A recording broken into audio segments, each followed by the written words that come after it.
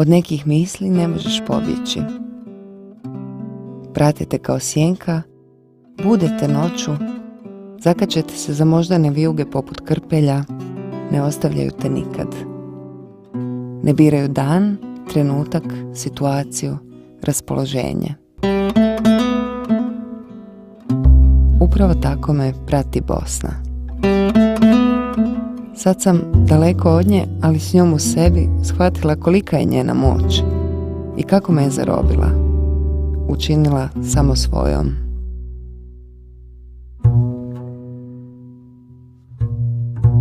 Tamo živiš za tren, za sada, za danas. Tamo sjediš u staroj čaršiji, piješ jutarnju kafu i presipaš iz praznog šuplje.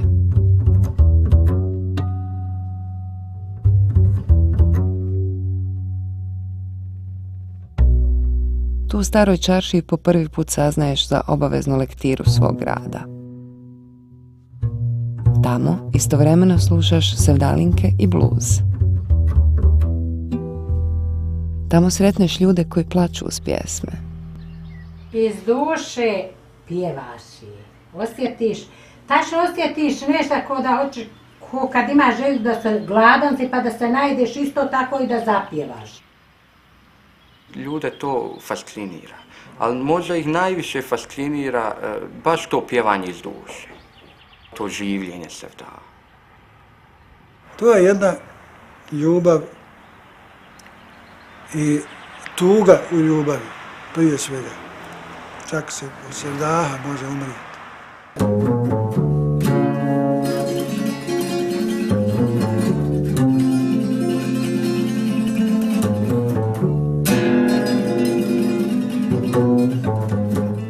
Kažu, nije loše na početku pojasniti šta te ponuka da nešto radiš.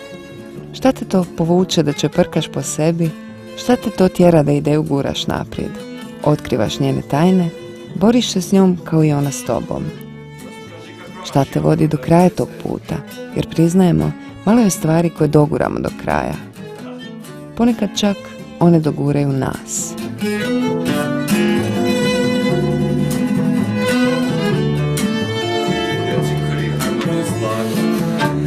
Da sam ptica i da imam krila,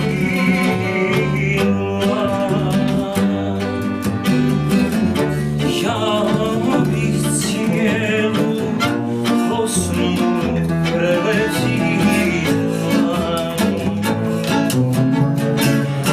Letila bih, nikad ne bih stala, dok se Bosne ne bih nagledala.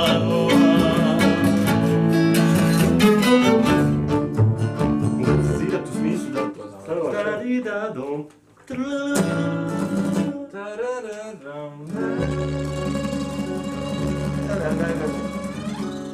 Je, dajmo ga raditi pa ću izaći. Ajde, izaći.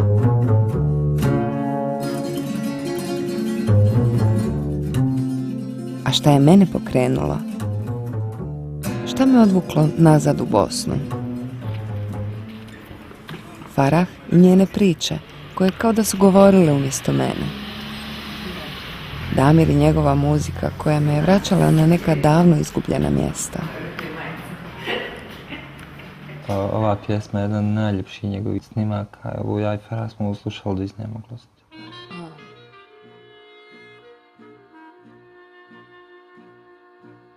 Uvijek u životu imaš neke ljude koji ti pomognu na neki način ili te malo gurnu samo u nekom pravcu. Znaš, bukvalno kod da si ti metak i sad rikošet neki ti neko napravi mali ili te skrene gdje treba. Baš imam utisak da mi je to bila Farah.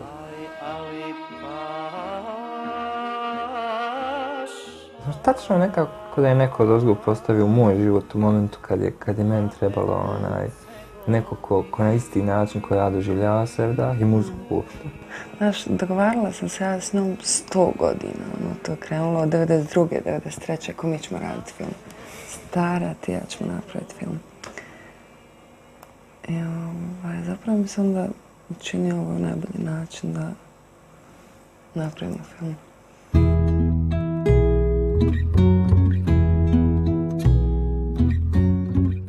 A negdje, na samom početku tog puta stajala je knjiga.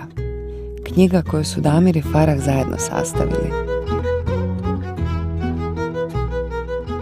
Čitam njena sjećanja. Mada su nam iskustva potpuno različita, u njenim rečenicama odzvanja i moje djetinjstvo. Moj behare, koli mi tebe dragog nema, da te za me bere.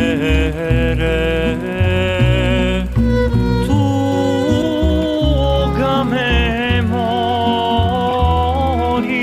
ne znam šta zborim od jada.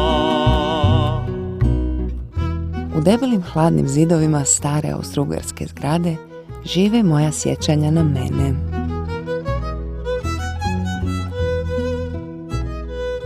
U takvoj jednoj sobi, pretrpanoj stvarima, knjigama i pločama, živi mala ja. Jak miris bademove kreme i viksa za napluća da ne hripamo, miris ispeglanih pelena, popodnevne kafe, miris knjiga i njihovih ploča. Čak mogu u sjećanje besprijekorno jasno prizvati omoti tih ploča, od kojih pored Dylanovog Ed Budokan pamtim još dvije. Čovjek u nekoj crvenoj haljini sa zlatnim kičankama stoji ispred šume i drugu u kojoj čovjek u odijelu i bijeloj košulji stoji pored neke vode. Kasnije sam naučila, na onoj ispred šume bio je Himzo Polovina, a na onoj pored vode Zajim Imamović. Zajim je bio legendarni pjevač Sevdaha i ti sad kad si ne znam, unuk Frank Sinatra, kako će ti sad pjevat jazz, te neko shvatio ozbiljno da ne bude to hajde mali pjeva, nastavlja tradiciju, ali nema tu ništa. I tek sam, relativno kasno, kad sam sa Farah radio monografiju o Zajimu, Farah i ja smo zapravo prošli kroz tu Zajimovu zaostavštinu. I ja sam tek tad postao stvarno iskreni fan Sevdaha, shvatio koliko je to dobra muzika. Kao da slijedimo putokaz, krenuli smo za Zajimom, u Počitelj, njegovo najdraže mjesto. Tamo se Damiru počela odmotavati priča o vlastitoj obitelji, a meni o svijetu koji sam oduvijek osjećala, a o kojem zapravo ništa nisam znala. Dobar dan, Marina. Drago mi je. Vi se niste upoznali? Nismo. Pa to je sramotno. Ja sam znao da ti sviraš. Znao sam u stvari da pjevaš. Ali da ćeš pjevati Sevdalinku, to iskreno da budem, nisam očekivao. Ali eto vidiš, ja sam i prije govorio da je Sevdalinka nešto što u čovjeku treba ipak malo da sazrije, a zrije kad je čovjek malo stariji, jel? Dosta ljudi misli da sam ja bukvalno od malenih nogu, kad sam bio maltene dijete, da si me ti, da me je dida učio, kako zanatlije neke, znaš. Znaš da si on je bio toliko popularan. Kad su radio aparati došli, prvi radio aparati kad su se počeli proizvoditi, to se desilo u Zagrebu, tako priča jedan novinar, da je čovjek došao u radnju da kupi radio aparat i tražio radio aparat u kojem pjeva Zajim Imamović.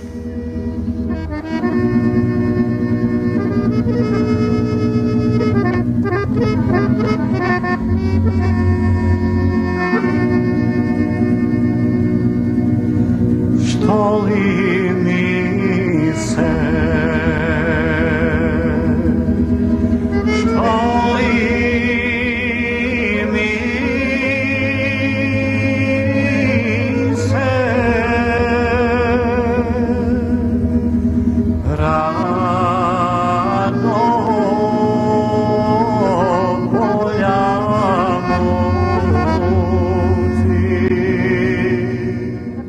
kako sam se tek bojala kad smo došli na pomisao o knjizi. Knjizi o zajmu. Kao da pretačem parfem u lavor. Kao da guram Jorgovanu saksiju.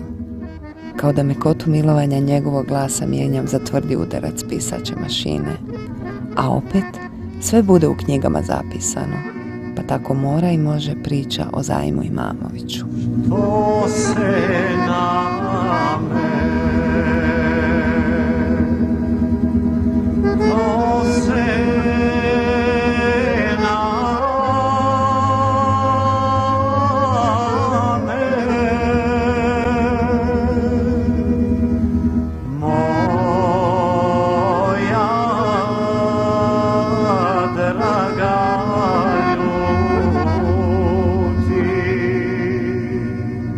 Ja sam bio bijesan u momentu kad si ti meni dao Didine ove tekstove, notne zapise da Farah ja uredim ovo izdanje za knjigu. Kad sam vidio koliko je to dobro, baš ufatila me tuga i bijes, pa je moguće da mi svakih 50 godina kao nacija, kao zajednica, kao država, kao grupa ljudi počinjemo od početka, znaš. Isto kao da niko, sad kad pogledaš kako ljudi pjevaju sevdah i po kafanama, a boga mi na televiziji i znaš, isto kao da nije postojala ta pjevačka tradicija. Ja sam često znao reći da je maltene od njega i od te generacije njegove i potekla prava sevdalinka od koje se moglo napraviti zaista jedna prava kompozicija koju je mogla da prati i filharmonija. Jel? To je bilo bogatstvo. Prvo oni su radili na tome da otkriju sve prave sevdalinke, nažalost. Mnoge su proglašene narodnim, mada kompozitori su postojali, pa i sam Dida je komponovao, znaš koliko ima kompozicija. I sve su to pjesme sa predivnim tekstovima. Ja se sjećam Dide, on mi je nekako baš uvijek odavao taj dojam starog zen majstora, kung fu majstora. Ne znam ima li tog smirenog njegovog pjevanja, je li moguće uopšte ga ponovo imati u današnje vrijeme gdje je potpuno živčanija situacija, ili to nešto dolazi iz godinama? Kad se sjetim, pričao mi je jednom kako je on počeo da svira, kako se u to vrijeme pjevalo. U kafani bila je harmonika i ništa više. I sjedilo se za stolom i kaže ja bih uzeo harmoniku, odsvirao bi nešto i onda bi otpjevali jednu strofu. Uzmi pušku pa me ubi, uzmi pušku pa me ubi, ne daj drugoj da me ljubi. I onda se stane, pa se kaže malo zamezi, pa se malo popije, pa se malo ispriča. Ajmo sad drugu strofu. Šta je, ima jedna strofa. A sada me ti Ostavljaš, a sada me ti ostavljaš. U stvari to je bio odraz života, jako se sporo živjelo.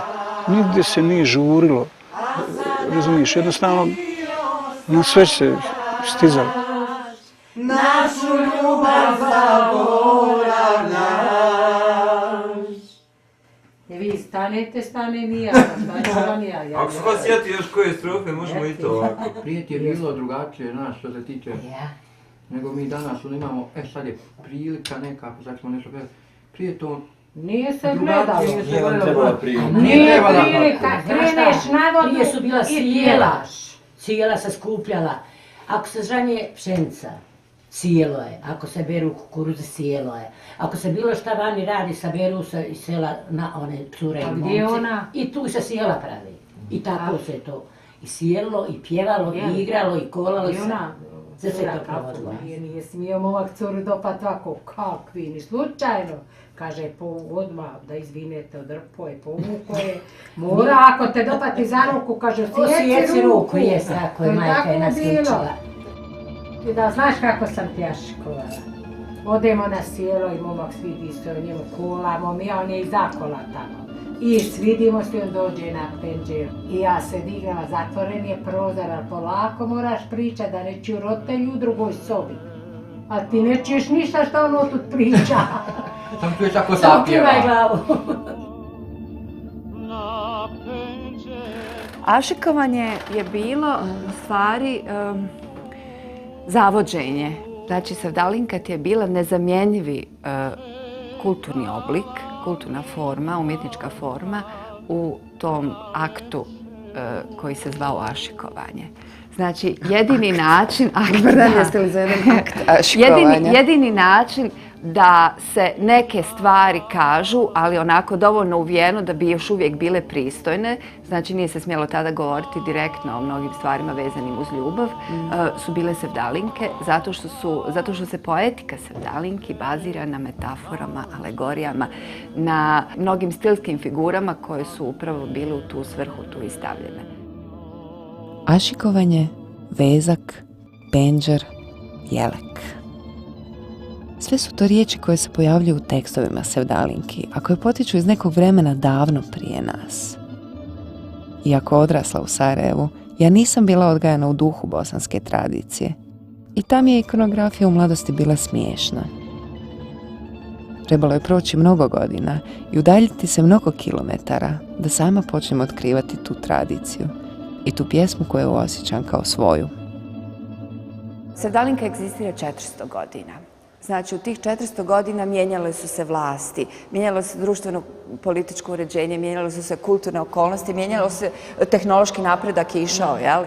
I svo to vrijeme sevdalinka postoji i postoje dva elementa sevdalinke koja su nepromijenjena. Znači, šta god se desilo, ta dva elementa ostaju takva kakva jesu. I to je taj srž, kor, jezgro sevdalinke. Šta je to? Melodija i tekst. Znači njen melodijski i njen tekstualni karakter. Sve ostalo, da li je to uz saz, ili uz harmoniku, ili uz synthesizer, ili je to Damir Imamović sa svojim džezarskim trijom. Sve je to stvar epohe. Za večeras mogu ja početi. Blues.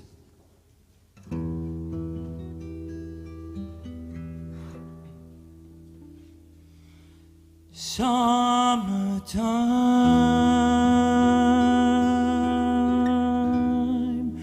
and living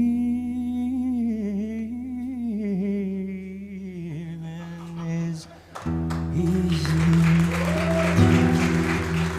Fish are jumping and the cotton is high.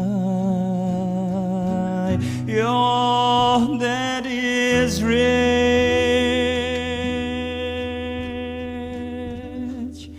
and your mom is good looking. So hush, little baby,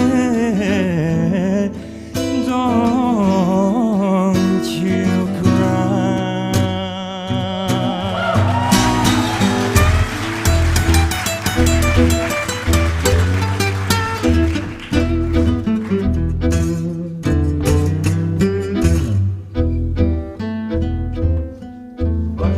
Ajde! Pa sine, gdje ćeš ti kvenice? Bog ti dao, moj ti kvenica nije burek. A gdje je burek? Ne, ti kvenicu ja volim ja. Super, ti kvenica. Ajde i ti, ajde ček da se ja nogu. Jesi li kad sjedio ovako za sinu? Nikad. Kako sine mora se, svašta se sine mora u životu probati.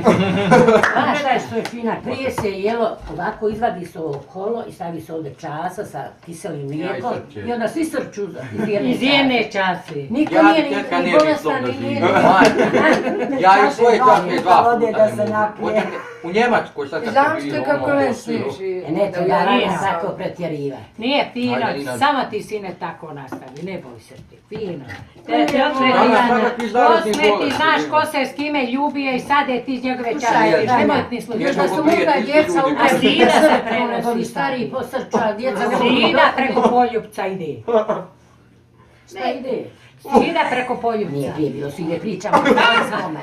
To je jednom jedan pjevač meni rekao, nije isto kad se ja pojavim i pjevam sevdalinku, meni je 50, i kad se pojavi Vanja i Vanjina generacija, jer normalno da će mlada generacija više, Boga mi vas, i slušati ovo i gledati. Aj, ima li jada ko kada šampada?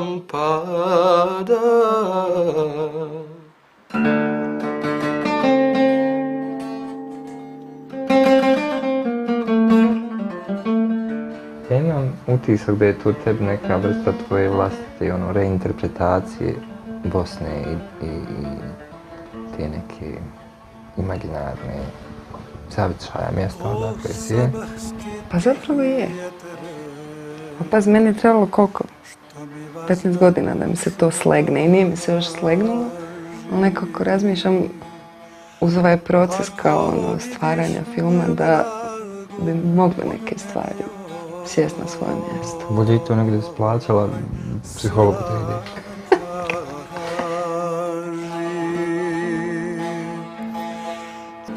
Ulazi sam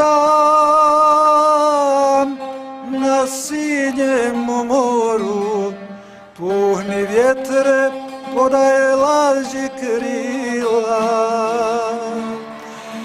Ne bi li me u naručje dragoj, još jedan put sudbina savila.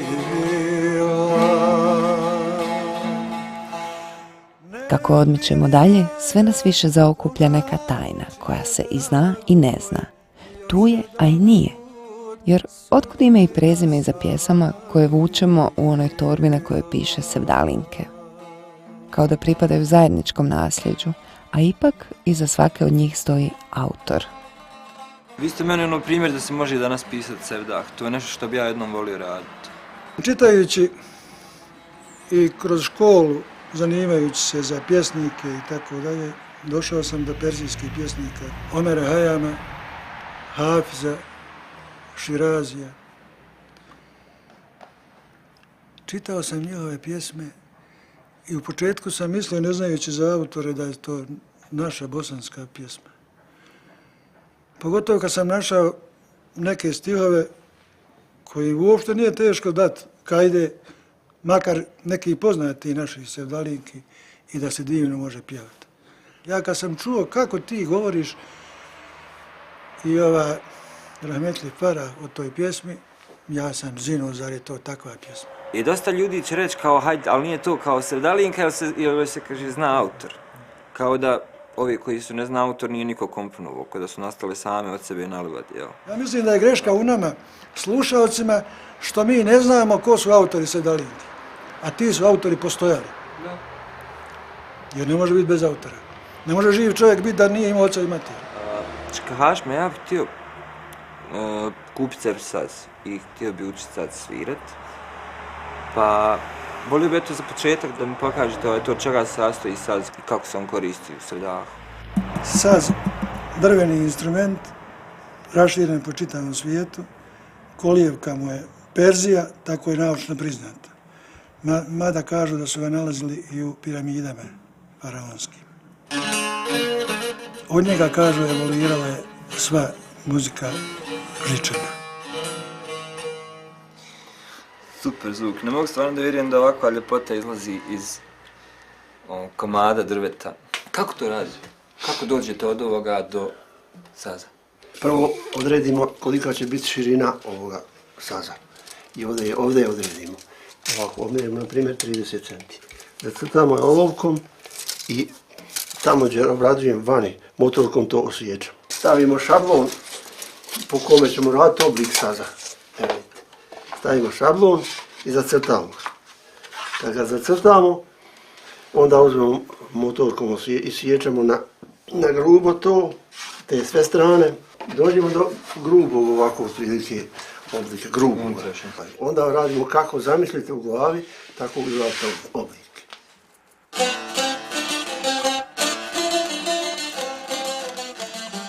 Imate sad učenika po prvi put. I to je toliko drago što ste vi našli nekog koga možete uputiti. Volio bi da bude što bolje. Da on bude bolji od mene i da dalje teče. Jer dovoljno je s jednim čovjekom produžiti kako treba. Sve behara i sve cvjeta cvijeće miris pruža, a na mome jadnom srcu uvela je ruža. A na mome jadnom srcu uvela je ruža.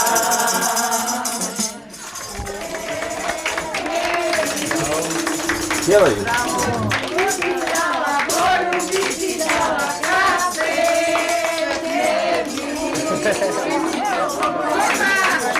Dedom sam pjevala duet. Narodne pjesme. Davno sam bila Poljubiti dala, bil se Hvala vam lijepo.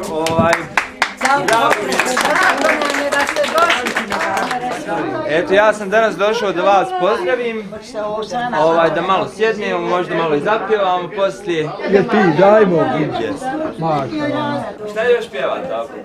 Ubode me i ostavi na zelena. Teška je ta. Da, srce para, nemoj ove osjećajne. Nećemo, da ćemo malo druge. Treba ćemo hećima zvati. Nećemo, kako nećemo sada. Samo nekad sam pjevala u duetu sa vašim dedom. Čekajte, mogu se sjetiti pjesmu koju sam s vašim dedom pjevala, to bih htjela da se sjetim. Ajde jednu češku da otpjevam, može? Ajde, češku, može. Pa ćemo se onda opet vratiti. Pošto su moji roditelji Česi. Da? A ja sam Bosanka, Sarajka. Rođena u Sarajku. Rođena u Sarajku. Nemoj tu. Ajde onu... Pod oknami. Pod našimi okni teče vodička, napoj mnje mamila meho konjička. Ja ho ne napojim, ja se konje bojim, že se malička. Pod našimi okni roste zruže kvijet, povijes mnje mamila, proč tě mrzí svět. Mně žádnej nemrzí, mě jen srdce bolí, že jsem malička.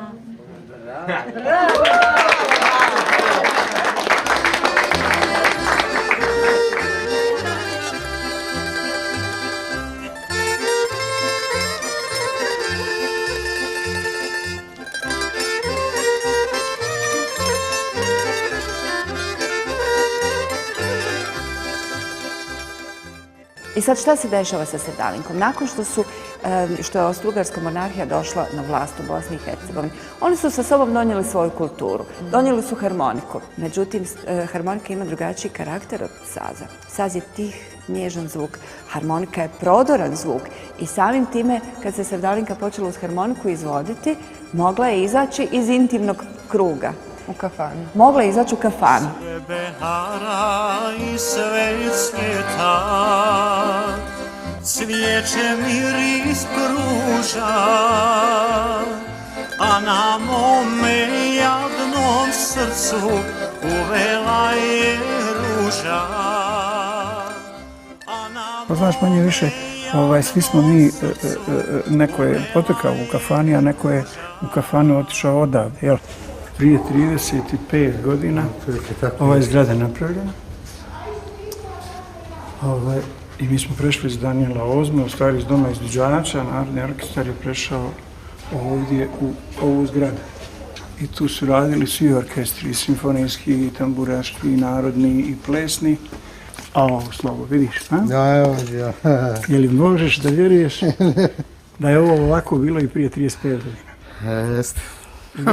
Ništa nije se promijenilo. Ko je rekao, jedan novinar, kaže, ovo ti je bio kao jugoslovenski Nashville, ovdje su ljudi na plati svirali muziku. Ja sam prve snimke napravio na nagovor Jovice Petkovića i svih ostalih, jer oni su jednostavno insistirali, pa daj više da čujemo kako pjeva sin Zajmo Imanović, razumiješ?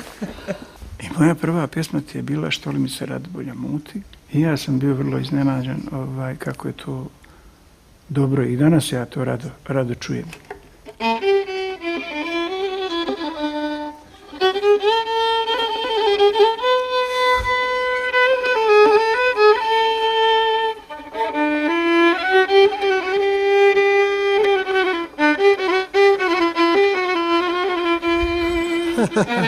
Što li mi se, što li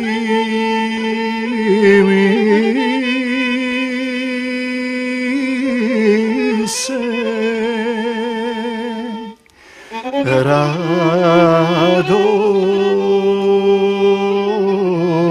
bolja muti.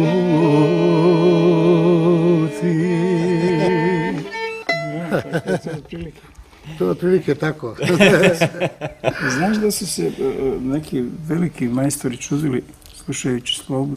Oni jednostavno ne mogu da vjeruju da violina može da je proizvede, razumiješ? Takav zvuk, takav splet tonova, razumiješ? Sevdalinka je nešto posebno.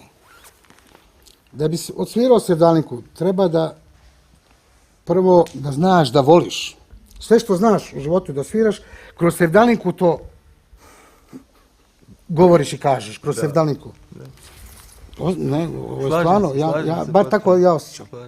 Jer svirati sevdalinku to je vrhunac. Odakle skidaš to? Pa gdje god nađem, neki skidam s ploča, neki skidam sa kaseta starih, pa onda nađem na internetu neko skidam pa stavim. Što imaš? Samo slušaj, dođemo do zadnje strofe.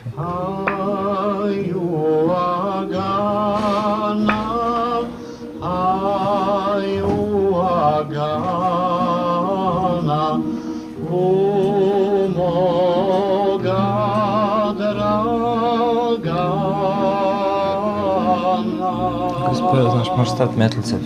Aj, vezen muje, aj, vezen muje. Čuješ? Jak luk zapoja son.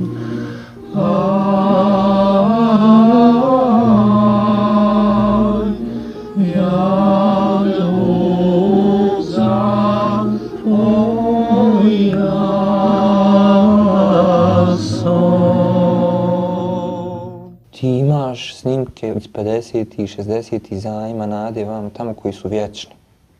I koji će uvijek biti. I koji će, za 100 godina kad se neko bude upustio možda neku novu transformaciju Sevdaha, te snimke može imati ko reper. Ti imaš bremen Dede Zajma koji si morao da opravdaš. I samo ti znaš kako se uspio izboriti sa tim. Pa to je to, kaže ljudi, znaš, pa logično je se ti baviš time. Da kažem, pa nije logično, A što je s dvojicom Burazira? Logično je bilo da ja bježim od toga, ko što i jesam do sad bježao. Ja sam stvarno, ja sam otišao filozofiju studirat, baš zbog toga što je Zajm bio preteško vreme. Ali to je to Božje davanje, razumiješ? Da si prvo otišao u filozofiju, odnosno po meni, najbitnija stvar u životu, da si razgovarao sam sa samim sobom.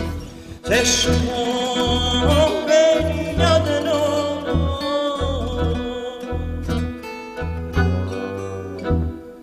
u Sarajevu samo.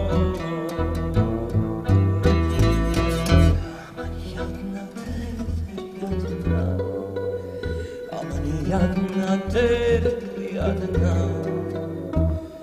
u Sarajevu.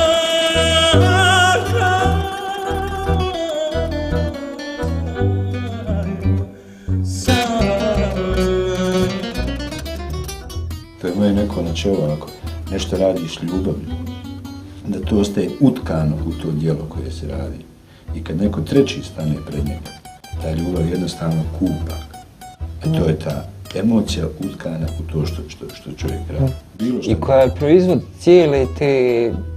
cijelog procesa nakupljanja, taloženja, vrijenja ranijeg. Jel to znaš, kad, ne znam, stari bluzer uzme ili neki gitarista ili saksofonista Coltrane kad uzme udari jedan ton. ti u tom jednom tonu koji je jednostavan, koji može proizvesti svaki početnik kad stane i kaže ti tačno osjetiš to. A taj ton jedan ne bi bio moguć bez 30 godina svirke ranije.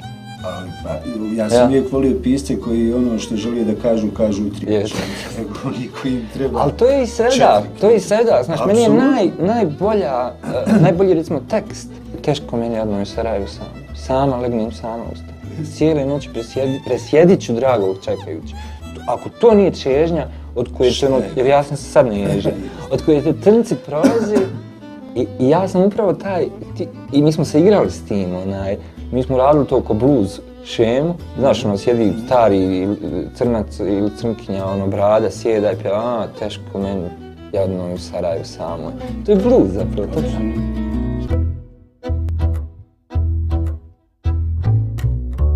Sama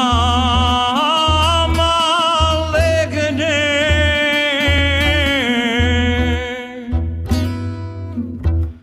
i sama ustane. Sama legne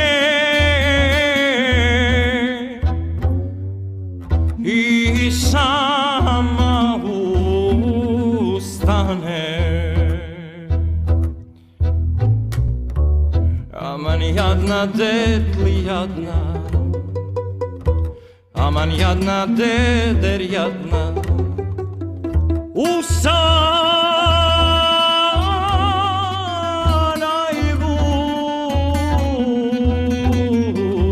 sama.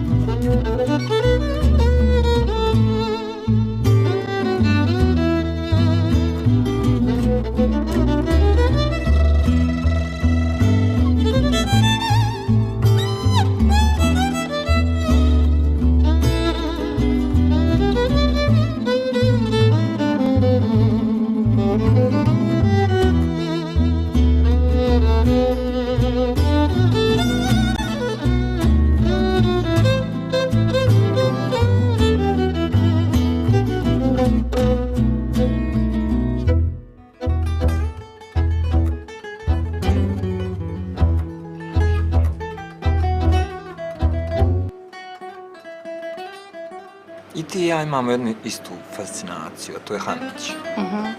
A i to je taj neki stari sazlijski sevdah koji nije ni popularan, nije pop. A dobro, Ti misliš da se tako stvari opet mogu raditi? Pa mogu, što da ne. Eto, ti si super primjer, razumiješ? Evo ja, ovo što sam htjela uraditi stvari, ideja nam vodila bila jednostavnost, znaš, isticati poetiku, ljepotu. I bez previše fanfara i nekakvih stotinu instrumenta, nekakvih aranžmana, ovakvih, onakvih. Što da ne? Mislim da može. Bogata sam, imam svega, još da mi je ljubit njega, dala bih mu svakog sata bijele ruke oko vrata. Aj, željo pusta, daj da ljubim usta ta. Ovo je bio Karasevda. To me mrak izvačka Karasevda. Crni. Ja ne znam šta je, to je valjda neki kod kulturološki koji mi svi imamo, da je stvarno da se ranjavaš, razumiješ, da ljudi užasno sretno sjede, piju s prijateljima, zezaju se, dobro im je, a pjevaju užasno tužnu pjesmu. I onda svi plakom plaču. Znaš, pola sata i onda opet, ko ćemo sad?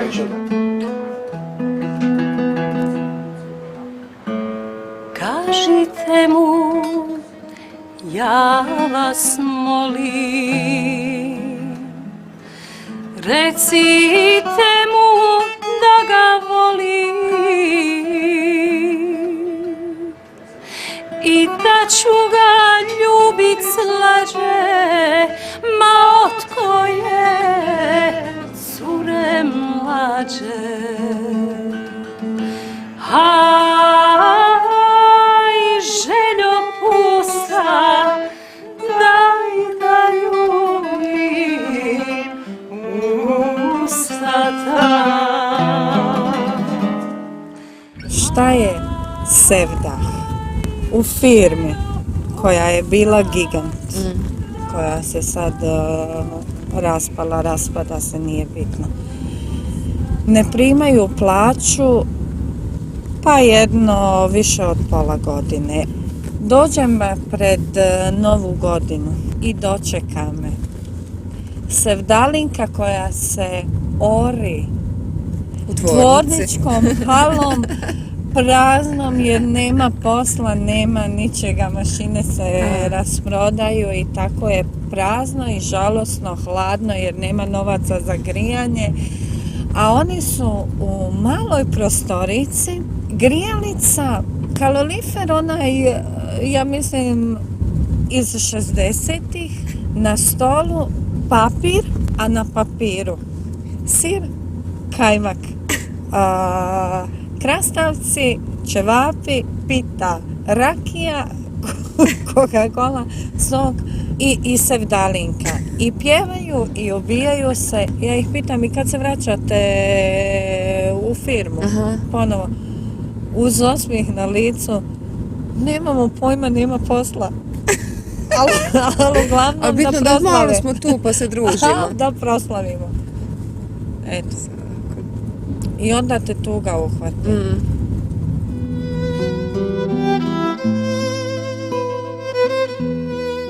I dok prolazimo sav taj put, iza svake pjesme i iza svake priče leži osjećaj gubitka.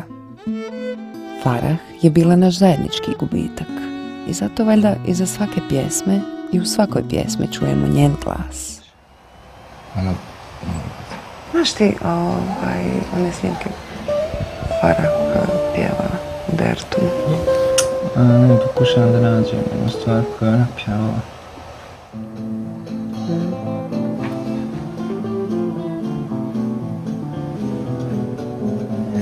Djevojka, mislim da ovo napjeva.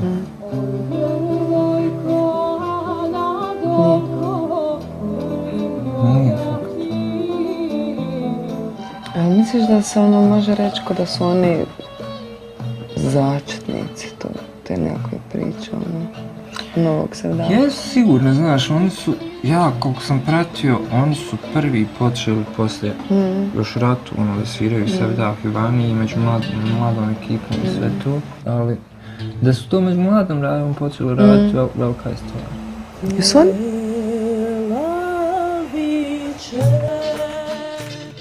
Od jutra do mraka pela biće, od jutra do mraka tvoju koga, noćas na konaku tvoju koga, noćas na konaku. Tek sad vidim ono što radim s više različitih ljudi, vidim koliko je ona Uticala zapravo. Da, uticala na masu ljudi. Kao da je životna misija bila zapravo da mijenja ljudima živote i utiče na njih i ispravlja. Ti pjevaš u Sevdalinku Farah, mi smo svi pjevali po dernecima skupa s njom ili prepjevavali te pjesme Dertuma ili nije uopšte bitno, mislim, na koji način. Ona ti kaže slušaj sad ovo i sad ide stih koji u principu sažma cijelu Sevdalinku. Isto kao kad učiš za ispit ili bilo šta pa podcrtavaš i skontaš da je to u stvari suština. u jednoj rečenici, u sintagmi, nije uopšte bitno. Ne možeš ti uopšte to baš kao sročiti u neku rečenicu. I to je fora da slušaš Sevdalinku da bi kao jer to kao pravo neki tanani, fini osjećaj koji ti ne možeš kad ispričaš da je upola zvuči kao što ti zvuči kad čuješ neku pjesmu. I to je cijelo vrijeme priča kad se ti bojiš da kad kažeš nešto farah u nekoj, bilo kojoj formi, da napišeš, da kažeš, da snimiš, da nije ni ublizu ko što je nama to. Ne bi da to zvuči manje nego što mene u mojoj glavi je ogromno. Znaš, kada navikneš, neću reći više sad fizički na osobu da je tu, nego ti čuješ njen glas i znaš koji ti glas tu, boja glasa, koja ti fali. Znaš, kad ti nije puna pjesma, nije ti jednostavno nedovršena, ona zaista je osjećajno, vrlo, nekako svaku pjesmu je posebno iznijela.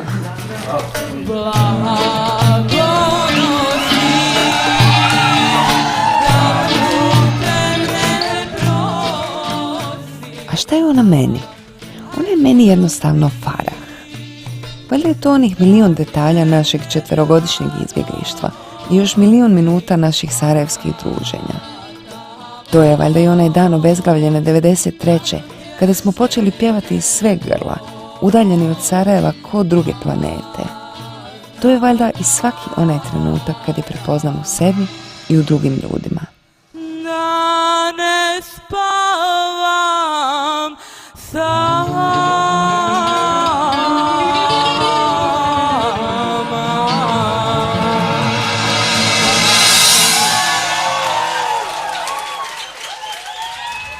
Tokom rata, kada je veliki broj mladih ljudi iz Bosne i Hercegovine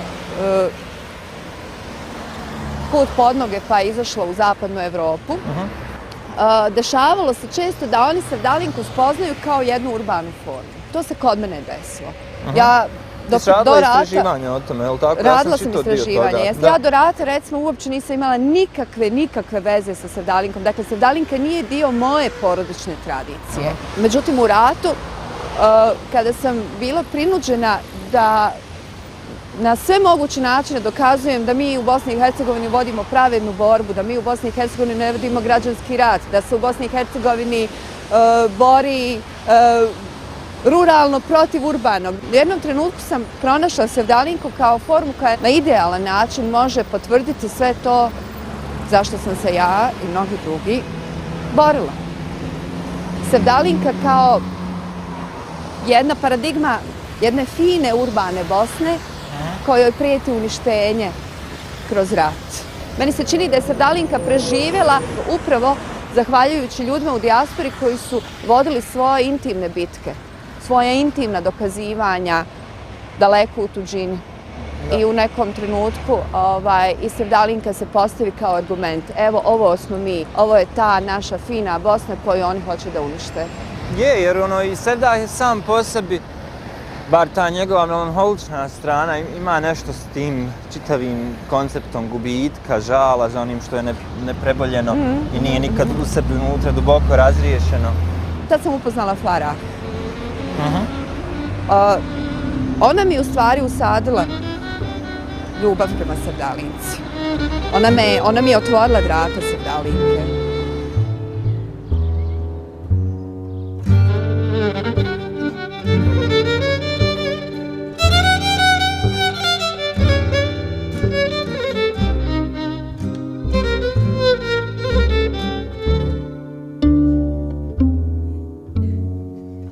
Kad ga ne poznaješ,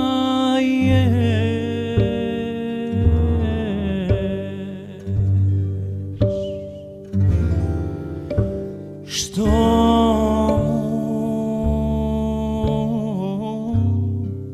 vode daješ,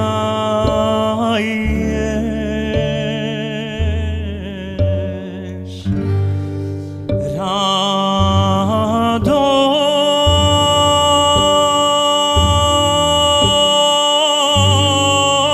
kćeri rado,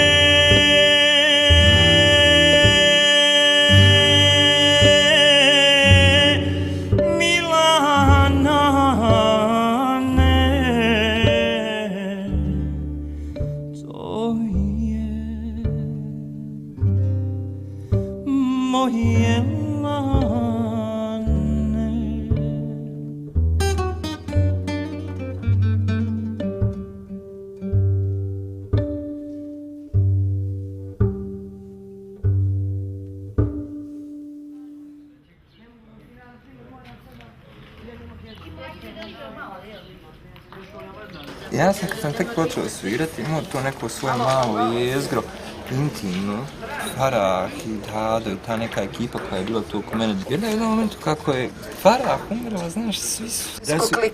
Svi su ko klikeri otišli, znaš. I meni je, znaš, kad mi je bilo prvo ono, hajde radit ću drugi CD, još da ga radim ono live. I onda sam ja ovako vrlo sebično tražio neko svoje, opet drugo intimno jezgro, ljudi, znaš, s kojim se čisto instant razumiješ, kojima je isto tako vrlo bitna, kao i tom nekom mom uskom krugu u kojem sam počeo svirati. Tradicija.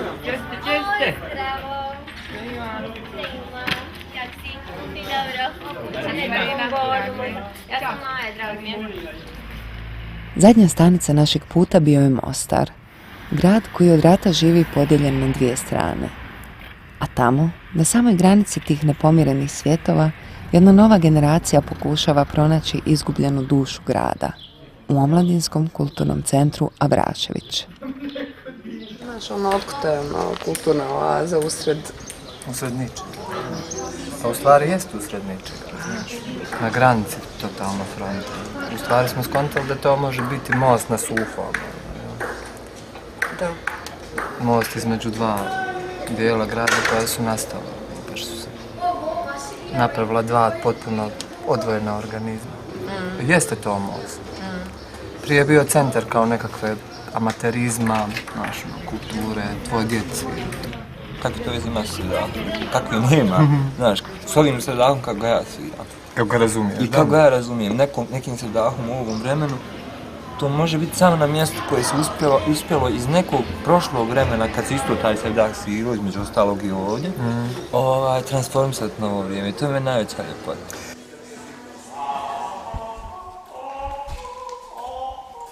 Znači koncert, prijatelj, va? Mi likes.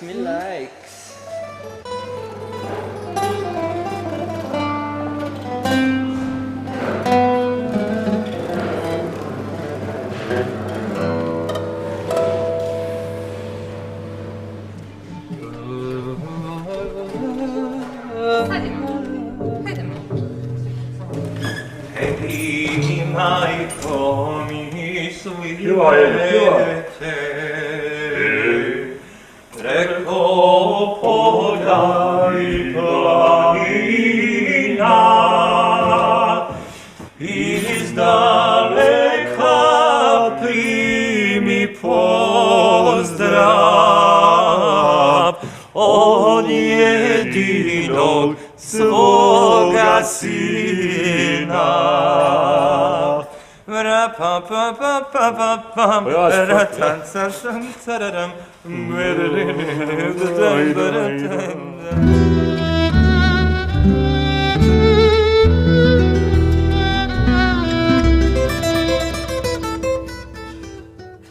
Čuvanje te nekakve tradicije mora biti ispitano, dakle ti moraš o tome znati govoriti. Znači, isto ko što ti moraš znati pjevati. Tako mi moramo isto hodati po ovim prostorima znajući ko je tu da hodao i šta se tu dešavalo u stvari. Znaš, to je, znaš, jedino tako možeš sigurno hodati, jedino tako možeš imati ozbiljan integritet, jedino tako možeš biti nekakva osoba koja zna zašto je tu na tom mjestu i da želi tu da ostane i da to nešto gradi. Jedino tako će uvijek postojati ljudi koji će slušati i osjećati Sevdah. Iznositi ga pjesmom, stihom ili filmom. Za sebe i druge, kao što smo to učinili Damir i ja. Za našu osobnu, intimnu čaroliju. I za one koji će je gledati, slušati i pjevati.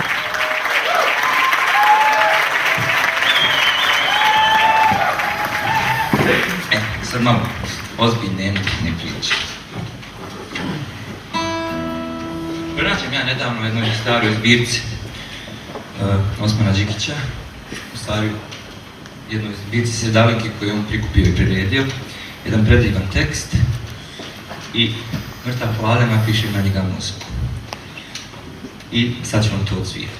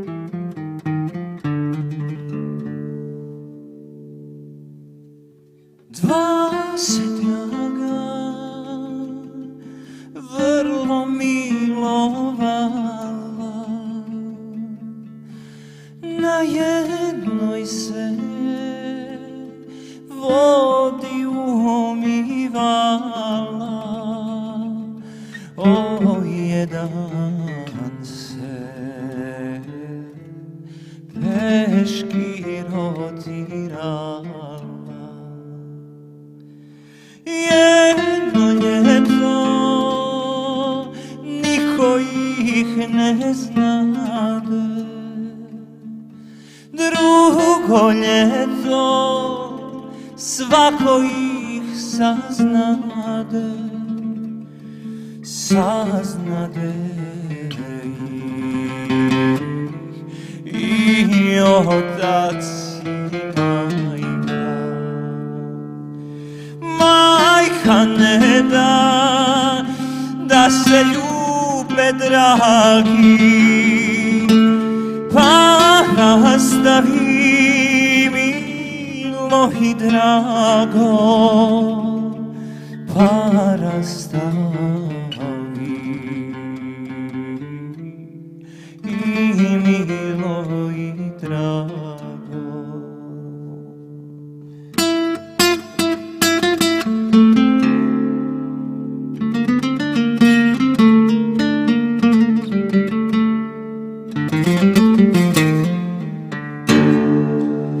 Dragi dragoj, po zvijezdi poruči, umri draga, dočkanu subotu, ja ću junak rano u nedelju. Što rekoše, to i učiniše. Draga umrije, dočkanu subotu. Dragi umrije, rano u nedelju. Ukopaše jedno do drugoga, kroz zemlju im ruke sastaviše, a u ruke zelene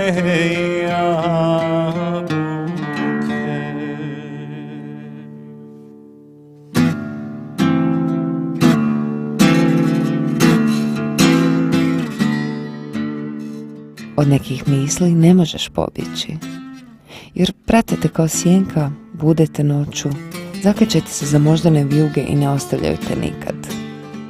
Ne biraju dan, trenutak, situaciju, raspoloženje. Upravo tako me prati Bosna.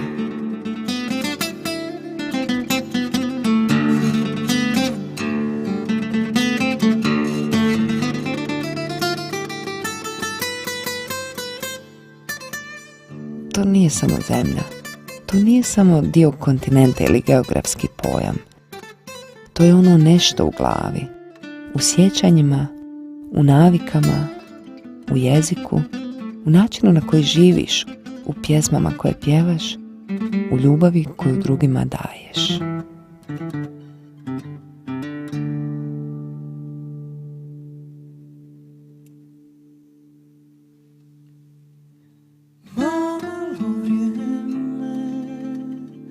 Zatim postajalo više dragog zelen bornika, a viš drage rumena ružica. Pa se vije ruža oko mora, kao svila oko kive smilja, kao svila oko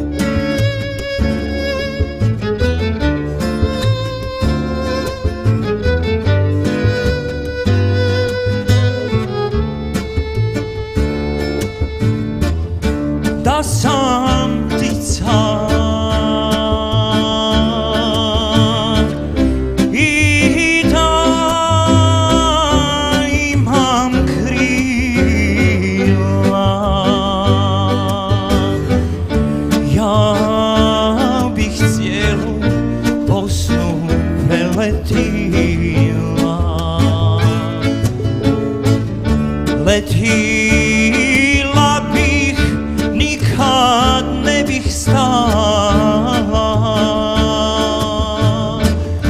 dok se Bosne ne bih nagledala.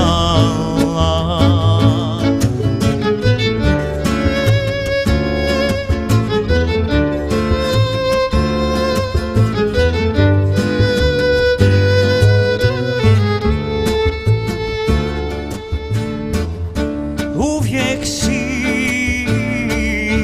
mi kao što si bila,